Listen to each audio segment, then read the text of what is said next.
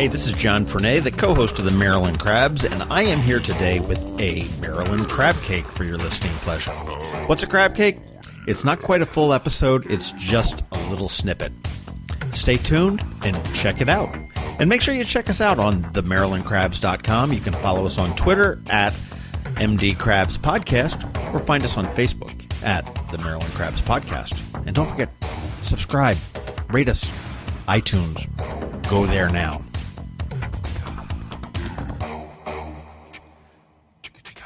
Joining us today is Sandy Brown, who is the Major League Lacrosse Commissioner of the entire league. And you are down here in Annapolis in advance of the July 27th Major League Lacrosse All-Star Game, which is going to be played at Navy Marine Corps Memorial Stadium. How are you? I'm well, thank you. How was the train ride? It was very good, as always. You're down here from Boston, so you had about a 5-hour train ride? Yeah, I had to stop for a meeting, and then I came on down. So not too bad. An easy trip. Not too bad. But you have just received a proclamation from the city and Mayor Buckley for the All-Star Game, which is always exciting when we see a major sporting event come into town. I mean, we do have Navy football, which is here an awful lot. We certainly have the Bayhawks, which play here. There are our hometown professional league. And we have the Military Bowl, which is another giant sporting event that does come here. So we're really excited to see the Major League Lacrosse All-Star Game on the 27th. What do we? I don't think we've had one here that I remember in recent years. Not since 2002. Okay. If I all right. Yeah, we started correctly. We started in 2009 with Ion Annapolis, so we probably wasn't on our radar. But what can the fan expect out of a Major League Lacrosse All-Star Game? Well, I think it's going to be quite a festival. I mean, the off-the-field activities are going to be pretty extensive. Obviously, there'll be a pretty significant military theme to all this. We are going to have the benefit of having Admiral Sean Buck come in, who is the incoming superintendent of the Naval Academy. I believe he's commissioned the day before, so we're excited about that. I mean, this game always puts the best players in the sport on the field, and I would say that arguably you're going to have three of the greatest names in the game today on the field in Lyle Thompson, John Grant Jr., and Rob Pennell. So we're always excited about this game. Last year, my first year in this role, we beat the U.S. team for the first time, which was an exciting event for our guys. And I think it's just going to be a great evening in lacrosse. You mentioned John Grant Jr. and I got a little bit of a head start, but he has come out of retirement at age 44. And is moved into first place in the Major League Lacrosse all-time scoring list within 2 weeks. 44? That's crazy. What's even crazier is the performance that he's he's put up since he came back. I mean, he has been a factor in every game that he's played. He's had some absolutely unbelievable plays, some unbelievable goals, some of which have already been featured on SportsCenter's top 10. So. I think you gotta let him know, man. 44, man. You just gotta get like me. You get the fat old guy.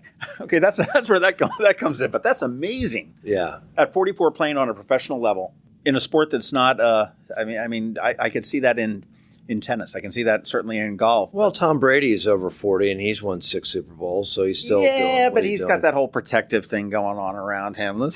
Yeah. Junior does not have. Junior's out there by himself, so he's. He doesn't have a cadre of 6'5", 350-pound guys protecting him. And the referees are probably not on his side either, too. We're just a little bit bitter about Brady down here. So yeah, well, I'm a Baltimorean, so I understand that. The Bayhawks was one of the first teams in the league. Now, you guys, how many teams are there in the league now? We have 6 teams. 6 teams. And the Bayhawks, I believe, were one of the first ones. And they sort of flopped back and forth between Baltimore and Washington. And then they ended up here in Annapolis with a home that they've got, which is... Well, Brendan Kelly has done an absolutely fabulous job with this franchise. I mean, he is a consummate professional, and I think anyone who comes to a Bayhawks game can really enjoy a great evening, afternoon out with obviously tremendous lacrosse, but also all the things that go on off the field. Well, yeah, the fan experience has been really, really good. I know over the years, I mean, they have the fireworks, which is probably pretty standard in almost a lot of sports anyhow. But I mean, they've auctioned off Lexuses, or not auctioned off, but contested off Lexuses throughout the season, where somebody would come in and actually win a Lexus at the end of the season. The fan experience is really great with the Bayhawks, and unfortunately, we don't. We need more home games is what we need. And that's probably your fault though that we don't have as many home games. But it's well, we want more home games. I mean, I think it's interesting you say that because when you think about the health of a professional league, having more home games for any team is obviously is a boon to each of the franchises. So, our interest is in trying to obviously add more teams, which in turn would add more games. As you probably know, we changed our season this year. So previously, the season started the third week of April and went to the middle of August. We're now starting at the end of May, beginning of June, and taking that into October. So we're adding more games, adding more content. Candidly, that's a goal for us, continued goal for us going forward. I know that you guys have some of the teams in the league have added a stadium, and it's kind of an interesting question I've got to ask you, is because here I know Brendan Kelly is looking to do a stadium complex here in the area as well, and I think personally I think it's a fantastic idea, whether it's the idea that he's presenting right now or how it needs to be massaged, but I think the concept is solid, and I think the blowback he's getting is crazy. But has that really worked out? Has that worked out well for Boston? I mean, I know that was a... Yeah, I mean, I would tell you that the Cannons have done a fabulous job. Rob Hale, who's the owner in Boston, has really put a lot of effort and resource into the stadium in Quincy. And it seats between 5,000 and 6,000, so it's a very intimate atmosphere. The game day experience is outstanding. And I think that one of the things that's important is obviously players know that they've got their own home, but at the end of the day, from an economic perspective, all of the concessions, all the activations, they're controlled by the team. And in a lot of venues, that's not the case. I mean, I can tell you that before moving to Quincy, the Cannons played at Harvard, and they really didn't have the opportunity to capitalize on that experience as much as they probably would have liked, because they're beholden to all the concessionaires and the agreements that Harvard had. That's true of just about any stadium where a team doesn't have the ability, doesn't own it. It's not theirs. And in Denver, of course, you have Mile High, and so they're all tied in together. In Atlanta, they're in a new stadium in the center of Atlanta, in Midtown Atlanta, but still not theirs. So ultimately, it's a goal of all of our owners to be able to have their own facilities, and I just think that's it's a critical component of any professional franchise. Well, hopefully Brendan will be able to make some headway with some of the, I'll probably get some heat from this, but from some of the knuckleheads that are pushing against it, because it makes... If anybody can do it, it's Brendan. So I have a lot of confidence in it. It makes all the sense in the world. It makes all the sense in the world to do that there. And when you talked about the expanded schedule, and you said that we've got players that come from National League into Major League Lacrosse, and they can play pretty much all year round or close to it anyhow. Now, and I don't know that much about National League Lacrosse, but that's a different game. I mean, it's obviously played indoors, but is it a different game, or is it identical, just played indoors? No, it's on a much smaller. You have a much smaller playing surface, different rules. I will tell you, I've been a very strong believer that box is a very important component of the outdoor game. Interestingly enough, John Grant Jr. and Lyle Thompson are two players that have a long history of playing indoors. And I think it adds an incredible amount of excitement to our game. Witness Zach Courier, for example, who also plays for Denver, is a tremendous indoor player. So the idea here was that in moving the season, it allowed our teams to be able to start with a fresh group of guys from right out of the gate, as opposed to having an overlap, which was about 6 weeks, and it historically has always been about 6 weeks. And I, as I said, I feel very strongly that the box game is an important component of the outdoor game. Nick Sakevich, who's the commissioner of NLL, is a friend of mine, and we've talked about this, and I think it's important for them in the indoor league, and it's important for us. Is it tough for the players to transition between indoor and? I think it takes a little. I think it takes a week or two to get the cobwebs out in terms of the outdoor game. But I will also say that my biggest concern about the indoor game, candidly, is it's a lot rougher than our game. Mm-hmm. And I want our guys in a position where, they can be able to play in both leagues. And, that's my only issue. Well, some other things that you've done, and you mentioned this is only your second year as commissioner, and you are the second commissioner of the Major League Lacrosse in the history, right? You raised the salary cap, was one of your agenda items, as well as expanding the roster to give more opportunity to get more players. Well, I just felt that our players needed to be compensated in a different manner. It'd been a while since they had gotten any raises. And I felt that was an important component. And I should tell you that these are all initiatives, all these things that we put into place last year. These things were all done as part of a 3-year plan that I put in front of the owners back in May. So it was well in advance of anything else that transpired during the course of the summer and into the fall.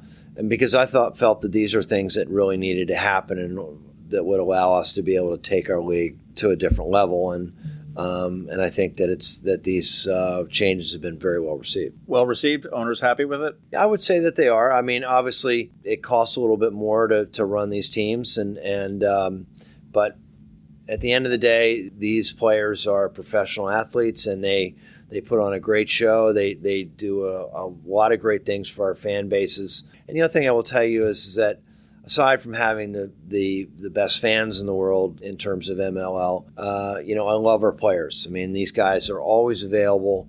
They're great with all of our fans. They're great with the kids. The kids look up to them, and certainly when it comes to their trade, there's nobody better.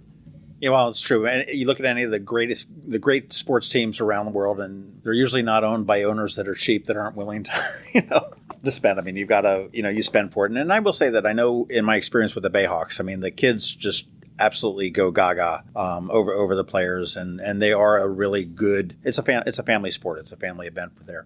I know when you first took over, and it was on a press release that was sent out from Major League Lacrosse, but Jake Steinfeld, who was the founder of MLL, said that Sandy's personality is warm and friendly, and his relationships inside and outside our sport will be instrumental in our global expansion. My ignorance, as I have learned, runs long and deep, but talk about global expansion. What are we looking to expand? Is it the sport of lacrosse, or is it the league, or the recognition? I think that I think there were, in the World Championships last year, there were 56 teams competing from around the world. So this is not just a U.S.-based sport.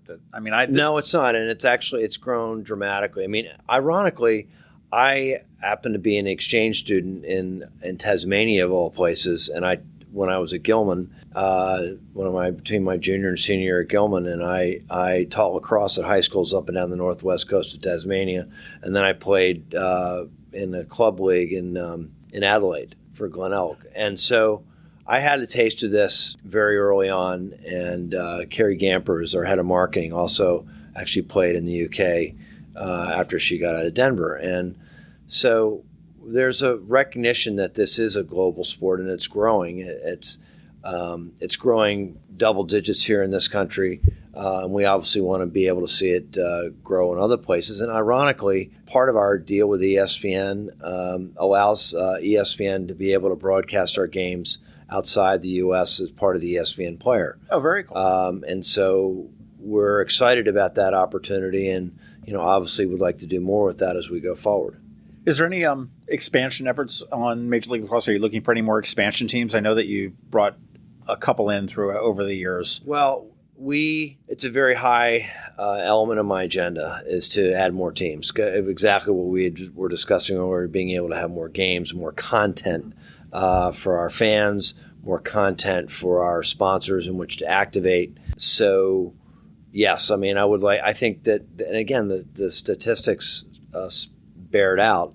When you look at what's happening on the West Coast, you look in the Pacific Northwest, you look in Minnesota, you look in Texas. Those are areas where we're seeing rapid growth in the sport, and I think that interestingly enough, last year one of our teams in the championship, the Dallas Rattlers, first year in Dallas, and they make it to the championship game, and obviously there's been a great groundswell of interest in what they're doing. So I'm very sanguine about those opportunities, and we are going to be very vigorous in pursuing them. All right, as we wrap up, I want to put you on the spot. You mentioned you were here at Gilman. You are now presently in Boston, where the headquarters are. You said you played in Tasmania? I played in Adelaide. I taught in Tasmania.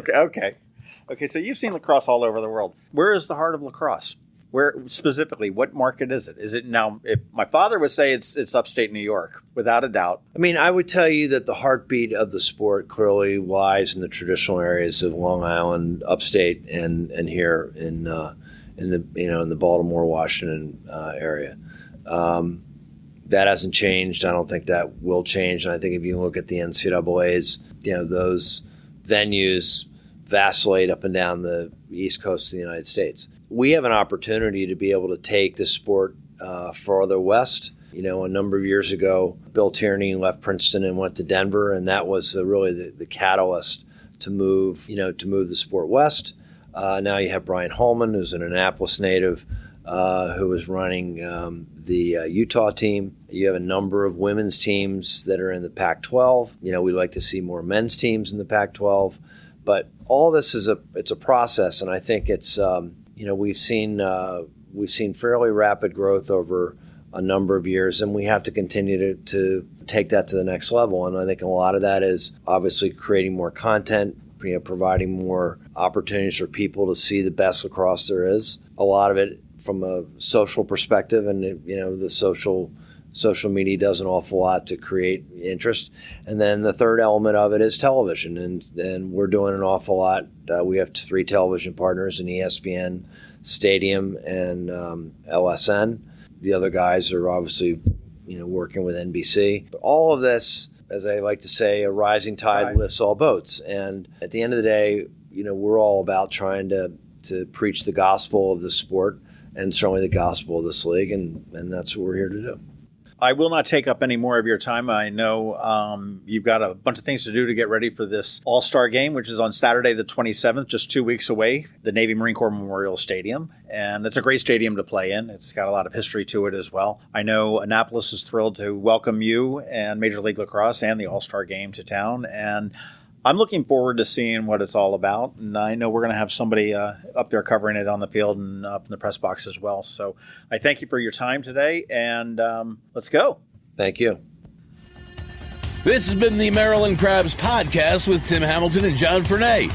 Sure to follow them in all the regular places, Facebook, Twitter, YouTube, and online at themarylandcrabs.com. Take a moment to rate us on iTunes. Now, get the hell out of my kitchen. Seriously, go! You're still here? It's over. Go home.